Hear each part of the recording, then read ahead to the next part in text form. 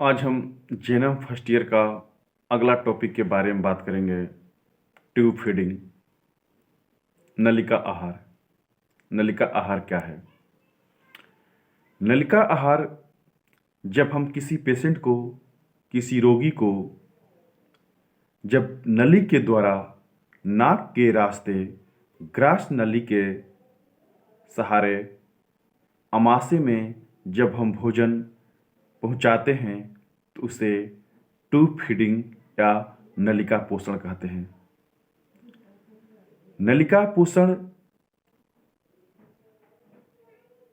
के द्वारा पेशेंट को आहार प्रदान किया जाता है।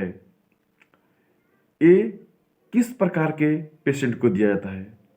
ये वैसे प्रकार के पेशेंट को दिया जाता है जो पेशेंट अपने से भोजन लेने में असमर्थ होते हैं, जो पेशेंट मुंह के द्वारा भोजन लेने में असमर्थ होते हैं, जो पेशेंट असहाय होते हैं, जो पेशेंट लकवा से ग्रसित होते हैं, जो पेशेंट मानसिक तौर पर ग्रस्त होते हैं, जो पेशेंट का कोई बड़ा ऑपरेशन कर दिया जाता है लीवर साइड में, वैसे पेशेंट जिसके मुंह के जबड़ा में बहुत बड़ा जख्म हो गया हो, टूट गया हो, फूट गया हो, ऐसे परिस्थिति में हमारे पास एक ही उपाय होता है, नलिका आहार, नलिका पोषण, ट्यूब फीडिंग।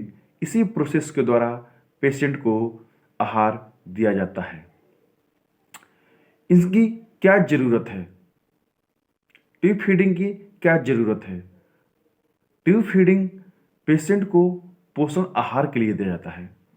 यदि पेशेंट को आहार नहीं दिया जाएगा, पोषण नहीं दिया जाएगा तो पेशेंट कुपोषित हो जाएगा। पेशेंट को उस परिस्थिति में ट्यूब फीडिंग की जरूरत होती है जब कोई आदमी, जब कोई पेशेंट, जब कोई लोग पॉइजन खा लेता है, जहर खा लेता है। उस परिस्थिति में जहर को शरीर से बाहर निकालने के लिए हम लोगों को ट्यूब की सहारा लेना पड़ता है।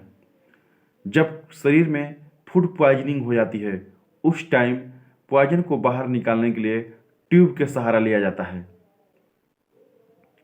जब कोई पेशेंट को कोई प्रकार का विशेष परिस्थिति हो जाती है, जैसे फूड पॉइजनिंग हो, जहर खा लिया हो, वैसे परिस्थिति में हमारे पास एक ही उपाय होता है जहर निकालने का। ट्यूब के द्वारा हम लोग नाक के सहारे नली से जहर को बाहर निकाला जाता है। कभी कभी अस्पताल में पेशेंट के जो अमाशय होता है वहाँ से द्रव्य की आवश्यकता होती है जांच करने के लिए कि इसके अमाशय में किस टाइप का पॉइजन है। उस स्थिति में हम लोगों को ट्यूब के द्वारा उस पॉइजन को निकाला जाता है। ऐसी परिस्थिति में हम लोगों को ट्यूब फीडिंग या ट्यूब का सहारा लेना पड़ता है। ट्यूब फीडिंग ट्यूब फीडिंग कराते समय हम लोगों को किन किन सावधानियां बरतनी चाहिए?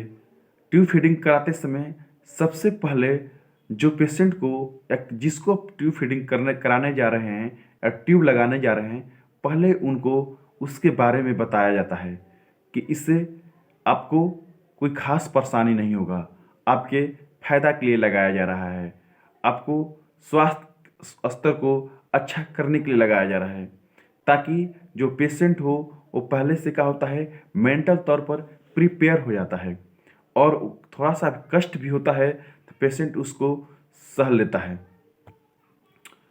दूसरी चीज़, ट्यूब लगाते समय पहले ट्यूब को चेक कर लिया जाता है, ये ट्यूब सही से काम कर रहा है कि नहीं, इसमें किसी प्रकार का डिफेक्ट तो नहीं है।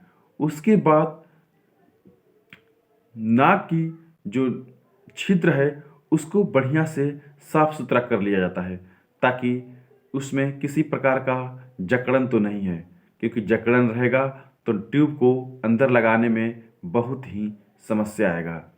ट्यूब को पूरी तरह से पैक खोलने के बाद उसको पानी डालकर चेक कर लिया जाता है कहीं इसमें बंद तो नहीं है।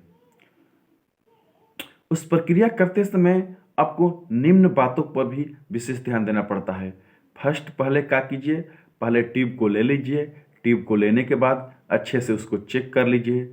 चेक करने के बाद पेशेंट के नाक के द्वारा आपको कान तक और कान से लेकर ग्रास नली के द्वारा अमाशय तक पहले उस नली को नाप लिया जाता है, क्योंकि नापने से आपको फायदा क्या होता है कि कितना अंदर तक नली को अंदर लेकर जाना है,